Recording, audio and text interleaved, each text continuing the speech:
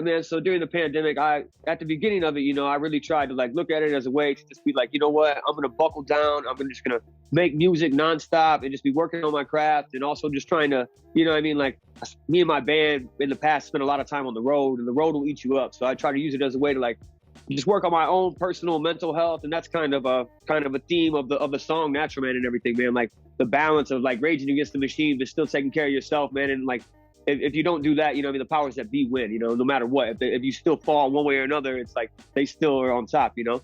So I really looked at it as a way to just try to be as creative as possible, get as much accomplished as possible. But also, it's like art imitates life, and life imitates art. And like in order to have that creativity, you need to be out and be around people, you know, and be around your peers, and just be around other artists and shit, especially as an artist. So yeah, there was definitely times where, you know, I was just like, man, I'm not doing shit. Like me and my girl got COVID back in January. Both of us had it. It didn't really fuck with me that much. But she has asthma, man, so it fucked her up really bad. She's an artist too. She does all my artwork and shit. And you know what I mean? There was like that was 2-3 weeks where I just wasn't doing shit, man. Like I said, it didn't really affect me in terms of my health, but I was just like tired and feeling lazy. But yeah, you know, there's definitely, in order to stay creative, you have to be inspired.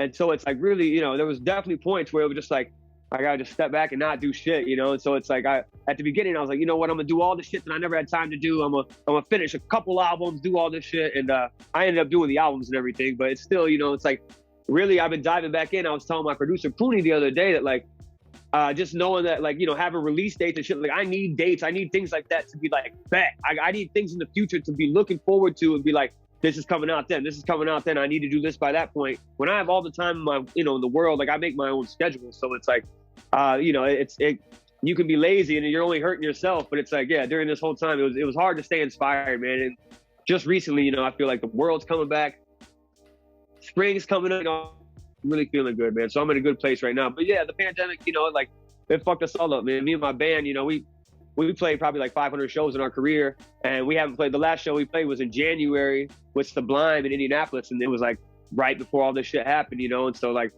even with band practices and shit, like we get together and jam all the time, but like when we do, normally it's like, we got a show coming up, yo, what's gonna be the set list for that? How are we gonna do it? And like without that, it's kind of like we're just kind of noodling around and shit. So it was hard to stay creative at certain points, but I'm feeling really good about everything right now, man. I got, you know, this single just came out. I got the video coming out. My first full-length album, Solo, is coming out first week of June. And then with my band, The West Type, we're also putting out our fourth full-length LP in like July. So I'm really excited about the summer, man. It feels good to finally be getting back to it, even though we're not focused on shows right now, which I really miss, man. I want to play a show for people so fucking bad, but regardless, it's still nice to just be getting all this music that we've been working on for a long time out to the people, man.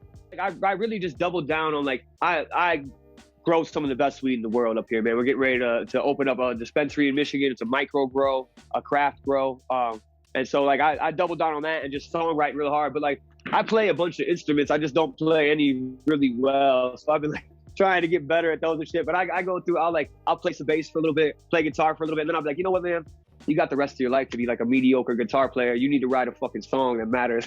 And so I go through this cycle, you know, this creative cycle in my head. But yeah, man, I go back, me and my producer, Pooney, we both just like, we grow weed legally here in Michigan. We grew up fucking selling drugs and growing weed and selling weed in Indiana and Gary and shit, Northwest Indiana. And then like 10 years ago, we're like, look, man, we've been getting arrested here for way too long. Let's just go 10 miles north across the border. And here they want to give us like the fucking key to the city and shit, man. So like, you know, we've paid taxes and we're in good up here and shit. So I just doubled down on growing and writing, man. Really, like I said, I bounce around through a bunch of instruments, but it's like all my friends are amazing musicians. And it's, you know what I mean? So it's like, I'm like, yeah, you know, I could noodle on guitar, or I can call my dude George up and he can come through and lay some nasty shit and I can just rap over it.